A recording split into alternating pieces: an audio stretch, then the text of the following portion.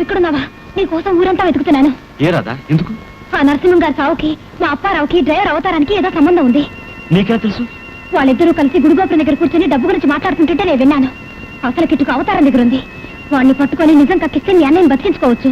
ఏంటన్నా నువ్వు మళ్ళీ తాగవా? నేను తాగలేదురా, తాగకూడదు అనుకుంటూనే తాగాను. మీ అన్నయ్యని ఊరి తీస్తాను ఊరంతా చెప్పుకుంటున్నారు. ఆడు యాదవైతేనేట్రా, నేను ఆడి తండ్రిని. నాకు తలకొరి పెట్టాల్సినాడు, ఆడికి నేను తలకొరి పెట్టాల్సి వస్తుందేమో అని భయమేసి బాధేసి తట్టుకోలేక అందుకు తాగరా చిన్నడా.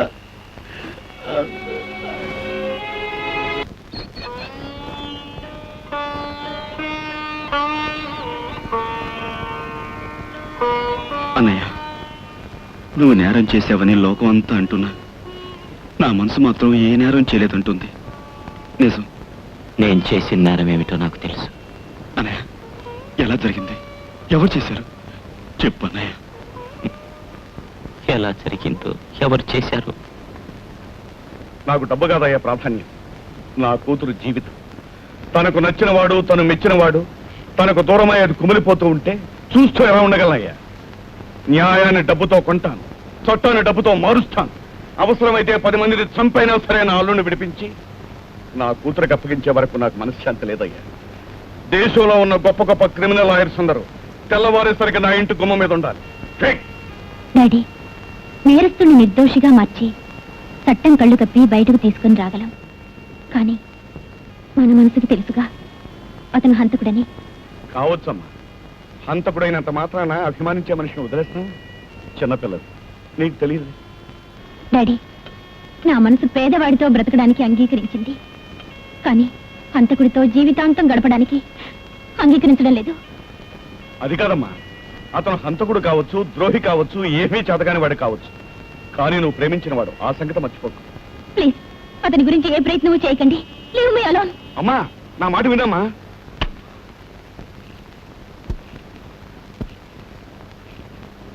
అయ్యగారు, మీరు మనిషి కాదండి, గొప్ప యాక్టర్ అండి. మీకు పద్మశ్రీ అవార్డు ఇచ్చిన తక్కువేనండి. ప్రేమ చరిత్రలో ఇలాంటి ఐస్ క్రీమ్ సెపరేషన్ ఇంతవరకు.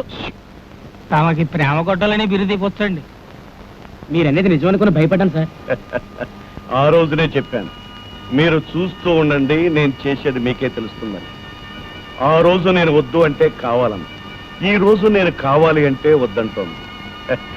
మన చేతికి మట్టంటుకోకుండా మనం పనులు చేసుకుపోతేనే మన మహారాజులం అవుతుంది. పాపం శేఖర్. ఓ రోజు నరసింహమూర్తి గారు శేఖరం బాబు గారు గొడవ పడ్డారండి. నేను చంపేస్తానన్నాడండి ఈయన. ఆయన ఎలా చంపుతావో చూస్తానన్నాడండి. అది కచ్చబెట్టుకుని మన శుక్రవారం రాత్రి ఈయన దారి కాసాడండి. నేను చూస్తుండగానే నరసింహమూర్తి గారు వస్తున్నారండి.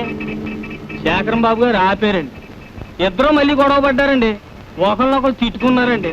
నువ్వు పేపర్లో ఎన్ని తప్పుడు రాతలు రాసినా, నన్ను ఎన్ని తిట్టినా, ఇంతకాలం నేను బతికుండేవడమే నేను చేసిన పొరపాటని శేఖరం బాబు గారు షాపు తీసి ఒక్క పోటు పొడిచారండి. ఇది నా కాలేజీ కూడా జరిగిందండి. నేనే సాక్షిమండి. ప్రముఖ జర్నలిస్టు, చాకిరేవు పత్రిక సంపాదకుడు శ్రీ పిఎల్ నరసింహం హత్య సందర్భంగా నిమ్మకాయల రాజశేఖర్కి ఉరిశిక్ష విధించడమైనది.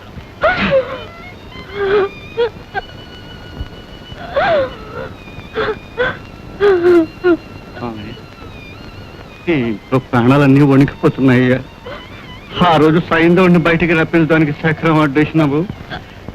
ఈ రోజు నా బిడ్డను రక్షించుకోవడానికి ఏదైనా మార్గం చూపించావి. తెల్లారి శేఖరాన్ని ఉరిదీసేలోగా సత్యమూర్తి గారి మెడకి చిన్న పిటింగ్ ఉరేసేయాలా, మన సెటిల్మెంట్ చేసుకోవాలా. వెళ్ళి మాట్లాడదాం పదా. ఇయ్యాలేంట్రో కొత్తగా మాట్లాడుతున్నావు? ఓరి ఎర్రి మొఖమా, ఈ ఆట దాకా ఏ ఆలోచన లేకుండా బతికాం. ఈ ఆట నుంచైనా దూరాలోచనతో బతుకుతాం. కడుపులు కొడితే కడుపులు నిండాలా, బతుకులు కొడితే బతుకులు నిండాలి. ఆ శేఖరంగా నువ్వు తీసేశారు, ఒక్క పైసా రావదు. ఈ లోపుగా అంతా పద్ధతి ప్రకారం తెలుసుకుందాం పదా. ఎక్కడికి? సత్యమూర్తి గారి దగ్గరికి. ఎందుకు? భయపడకరా, బెమ్మ ఇది మన చేతిలో ఉంది. అది కాని బయట ఎట్టేనా ఆ శేఖరం గారు బయటకు వచ్చేస్తాడో, సత్యమూర్తి గారు ఉరికంబం ఎక్కేస్తాడు.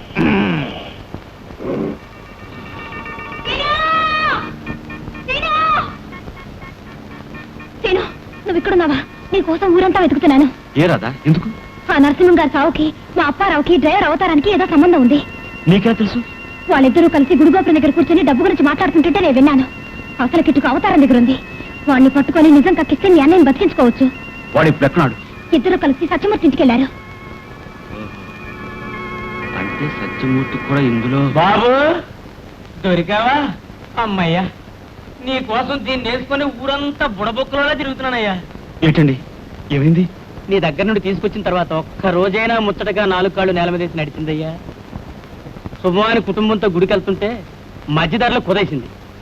మా 3వ వాడికి 4 పళ్ళు పోయాయి, 4వ వాడికి కాలు ఇరిగిపోయింది. ఇక నా సంగతి అంటావా? Direct witness.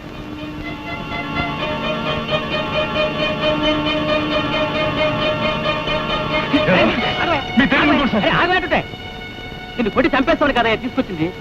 దీని సంగతి నీకంటే నాకే బాగా తెలుసు. అదలా చేసిందంటే నా మీద కక్షతో కదయ్యా, నీ మీద ప్రేమతో. ఏమయ్యా, మనుషుల మధ్య అనురాగాలు ఆప్యాయతలు లేని ఈ రోజుల్లో నీ మీద ఇంత ఆప్యాయత చూపిస్తుందంటే నిజంగా నాకు మర్చిపోతుందయ్యా. మా ఇంటికి వచ్చిన దగ్గర నుంచి ఇప్పుడు గడ్డి కూడా తెల్లదయ్యా. గడ్డి తినే పశువు అయితే మాత్రం ఏమయ్యా, దాని కాళ్ళ దగ్గరే ఉండిపోవాలనిపిస్తుంది నాకు. చూడయ్యా, నేను దేవుడిని నమ్ముకున్నాను. ప్రతిరోజు దేవుడు కల్లో కనిపించి తిడుతున్నట్టుందయ్యా. మీ ఇద్దరిని వేరు చేస్తే ఆ పాపం నాకు చుట్టుకుంటుంది. నీ గుర్రం నీకు ఇచ్చేస్తాను, తీసిపో. అది కదండి ఇప్పుడు నువ్వు డబ్బు ఇచ్చిన సంతోషమే, ఇవ్వకపోయిన సంతోషమే. ఇంక నువ్వేం మాట్లాడకు, వస్తా. పదరా. ఏమండి? నేను ఇంతకంటే శుభశకనం నీకేముంటుంది? కలిసి రాని మీ అన్నయ్యని రక్షించడానికే నీ తమ్ముడు నీ దగ్గరకు వచ్చాడు. నీ రథం ఎక్కువ, ఎవ్వరడ్డొచ్చినా నీకు తిరుగులేదు.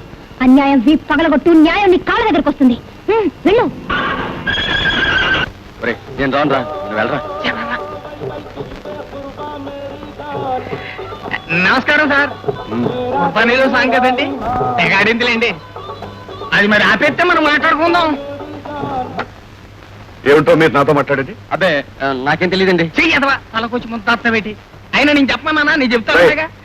నా సమానేసి విషయానికి రా. చెప్పే ఇసయం ఏం కొత్తది కాదనుకోండి, కానీ చెప్పే విధానంలో మాత్రం కొత్తదనం ఉందండి. చెప్పేదేమిటో తొందరగా చెప్పకపోతే కొట్టే విధానంలో కొత్తదనం ఉంటుంది. రేపే కదండి రాజశేఖరం ఊరి. రేయ్, ఇదేమన్నా పళ్ళపడే అడ్వర్టైజ్మెంట్ అనుకున్నారో? నీ ఇష్టం వచ్చినట్టు కేకలేస్తూ మాట్లాడడానికి? నిదానంగా మాట్లాడు. నిదానంగా మాట్లాడే రోజులు పోయినాయండి. గట్టిగా రోడ్డు మీద నిలబడి తెలుసుకోవాల్సిన రోజులు వచ్చినాయండి.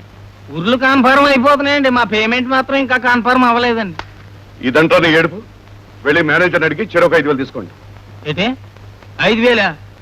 ఇది ఇండియా అండి బాబు. గట్టిగా జలుబు చేస్తే సీదేయడానికి కూడా చాలవండి. మరి ఎంత కావాలరా మీకు? ఓ 10 లక్షలు ఇవ్వండి. అదే లక్షలండి. లక్షల? అదేనండి. 10 అవునండి. లక్షలు? అవునండి. 10 పైసలు కూడా ఇవ్వనరా? తమరు ఇవ్వరని కూడా తెలుసండి. ఎంతవరకు తమరు కుర్బానీ అన్నారు కదండి, ఇప్పుడు ఈ బిర్యానీ అనండి. రోడ్డు మీద అందరి ముందు శేఖరం నరసింహాన్ని చంపేస్తానన్నాడు కదా. ఇప్పుడు నరసింహం చస్తే వాడిని చంపింది శేఖరే అవుతాడు. నరసింహాన్ని మన అప్పారావు చంపుతాడు. మన విరోధి చస్తాడు. వాడిని చంపింది శేఖరం అని నువ్వు కోర్టులో చెబుతావు. శేఖరం ఉరికంబం ఎక్కుతాడు. అంతా ఈ రాత్రే జరగాలి. ఎప్పుడు టైప్ చేశారో ఇది? తనా పరా భేదం లేకుండా ఎదుటోడు మాట్లాడేదంతా రికార్డు చేస్తే ఆడి పిల్లకి మన చేతికి వచ్చేద్దాం. తమరే సెలవు ఇచ్చారు కదండి. తమరు సెలవు ఇచ్చినట్టే తమరి పిల్లకి నేను ఉంచుకున్నానండి.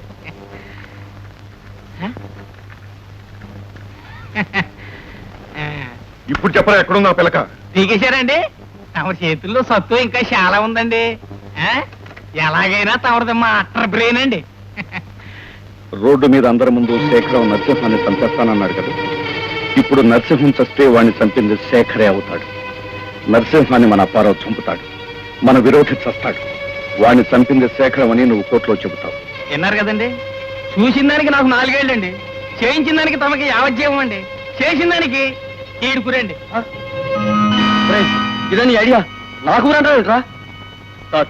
వీడిని వదలకూడదు సార్, వీడిని వదలకండి సార్. వదలకపోతే ఏం చెప్తారండి? మీరు ఎన్ని కొట్టినా రావణాసుడు తలకాయలు అలా పుట్టుకొచ్చేస్తా ఉంటాయి. ఒక గదిలో కామ్గా కూర్చుని 100 క్యాసెట్లు చేశానండి. అండర్ గ్రౌండ్ లో ఇంకా 98 ఉన్నాయండి. ఒక కిజిలు వేసానంటే చాలండి. ఆకాశవాణి అన్ని కేంద్రాల నుంచి ఒకేసారి ప్రసారం అయిపోద్దండి. అవతారం! ఒరే అప్పారావు, నేను ఇప్పుడే వస్తాను. వీడిని ఎక్కడికి కదలకుండా చూడు. అలాగే సార్. ఎవరు? ఓ నువ్వా సీను? లోపల రాలేకపోయావా? అవతారం గాడు ఎక్కడ? అవతారమా? రైట్ అవతారం వచ్చాడా? రాలేదు సార్. రాలేదా? వాడు కనిపించే 3 రోజులైంది. నీకెక్కడైనా కనిపిస్తే నేను రమ్మన్నానని చెప్పు. నాకు కనిపిస్తే నువ్వు వచ్చి వెళ్ళావని చెప్తాను. మీ అన్నయ్యను గురించి ఆఖరి క్షణం వరకు అవతారంగా ఇక్కడికే వచ్చాడు, నీ దగ్గరే ఉన్నాడు. అంటే లోపల ఉంచుకునే లేదంటున్నానా? మనుషుల్ని కట్టిపడేయటానికి నేనేమన్నా బందిపోటున్నా? కాదు, పరమ కిరాతకుడివి. డబ్బుని ఎరచూపి బలికి మేపిన పశువుల మా అన్నయ్యని పంచలు చేర్చుకుని సమయం చూసి బలి పశువుని చేశావు. గొప్ప పని చేశానని ఎర్ర విగుతున్నావేమో. అంత చేతగాని దద్దమ్మలు ఎవరు లేరు ఇక్కడ. గొప్ప గొప్ప యదనా కొడుకు తరమే కాలేదురా న్యాయాన్ని ఓడించడం. చూస్తాను అవతారంగా నువ్వు ఎలా బయటికి రానిపో. నీ నల్ల గుండెలు బద్దలు కొట్టి నిజాన్ని బయటికి తీసుకొచ్చి మా అన్నయ్యని రక్షించుకుంటాను. ఏయ్, మళ్ళీ సూర్యుడు ఉదయించోలోగా న్యాయాన్ని న్యాయంగాను అన్యాయాన్ని అన్యాయంగాను నిరూపించకపోతే నా పేరు సీనే కాదు. ఝన్ ఝన్ ఝన్ తెలుగు వన్